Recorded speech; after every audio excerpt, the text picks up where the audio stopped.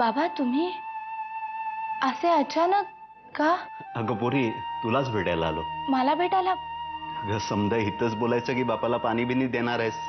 डोक्यातच नाही आलं माझ्या. जे काही आहे ना ते खरं खरं सांगा. पोरी, मी तुला मध्ये सांगितलं नव्हतं का, डॉक्टरांनी रक्ताच्या काही तपासण्या करायला सांगितल्या. त्या समध्या तपासण्या मी करून घेतल्या. अगं त्याचे रिपोर्ट बी आलेत. हो मग सांगा ना, काय आलंय रिपोर्ट मध्ये? रखमाला कॅन्सर झालाय. काय? जे व्यवस्थित बोलला तो आज रणशिंगे. बोलायलाच हवं वाकणेस. त्या रणशिंगेचे हात सुद्धा दगडाखाली आहेत. सुषमा जोशी प्रकरणामध्ये तो गोत्यात येऊ शकतो याची कल्पना आहे त्याला. होय साहेब, पण साहेब तुम्ही त्याला प्रमोशन देतो असं आश्वासन दिलंय, एवढ्यानं बदल तो?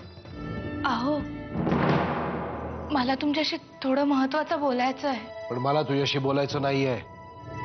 वाकणेस काका, तुम्हाला कसं सांगू कळत नाहीये मला, पण आई खूप आजारी आहे. काय? खूप आजारी आहेत? मग काही औषधं आणायची आहेत का, की इकडे मुंबईला घेऊन यायचंय? नाही, बाबा आले होते इकडे. जानकी वहिनींची आई रखमाताई खूप आजारी आहेत. काय काय झालंय काय तिला?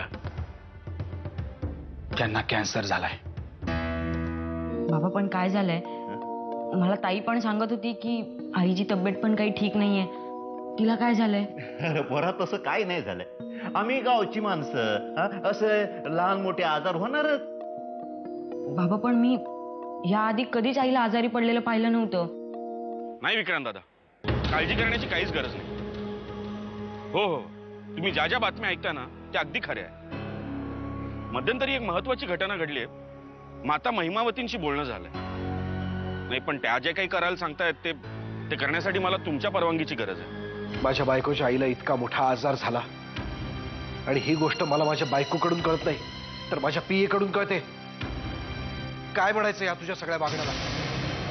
हे बघा, मी माझ्या मनाविरुद्ध गोष्टी करतेस तू सगळ्या. माझ्या घरच्यांविरुद्ध काहीतरी उद्योग करतेस आणि हे सगळं मुद्दाम करतेस. मुद्दाम. बा, आईच्या आजारपणाचं मला सुद्धा आज सकाळीच कळलंय. ते सुद्धा बाबा इकडे आल्यानंतर. खरं तर कालच कळायला पाहिजे होतं, पण तुमच्यामुळे नाही कळलं. वाटेल ते बोलू नकोस. मी काय केलंय? माझा काय संबंध? काल तुम्हाला बाबांचा फोन आला होता. कसे बोललात त्यांच्याशी? निरोप सांगितलात मला? कामाच्या व्यापात राहून गेला असेल. बरोबर आहे. कामाच्या व्यापात हल्ली बायकोचा सुद्धा विसर पडायला लागलाय तुम्हाला. मी तुम्हाला सांगायला आल्यानंतर चिडून निघून गेलात तुम्ही. तुमच्या मनात आलं की तुम्ही रमावतीला पाठवता. तुमच्या मनात आलं की थांबवता. कोण आहे मी? कोण आहे? खेळणं आहे तुमच्या हातातलं?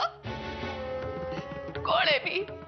मला स्वतःच्या काहीच भावना नाही आहेत का? काय गुन्हा केलाय मी? तुमच्यावर प्रेम केलं हा गुन्हा आहे का माझा? या घरादाराला जीव लावला हा गुन्हा आहे का माझा? आईचं सांगायला मी तुमच्याकडे आले होते. तिच्या आजारपणाबद्दल बोलायलाच आले होते. तुम्ही तेव्हा ऐकून घेतलं नाही बस, आणि आता माझ्यावरच रागवताय. तुम्ही मला कधीच नकोसे झाले नाही आहात, होणारही नाही. पण मी मात्र तुम्हाला नकोशी होत चाललीये, माझी खात्री आहे तशी. आणि तसं काही असेल ना तर मला सांगून टाका. एकदा सांगून टाका मला. नरसिंह किल्लेदार आहेत का? हो आहेत, पण आपण? त्यांना म्हणावं दिल्लीहून नीता आली आहे. या ना.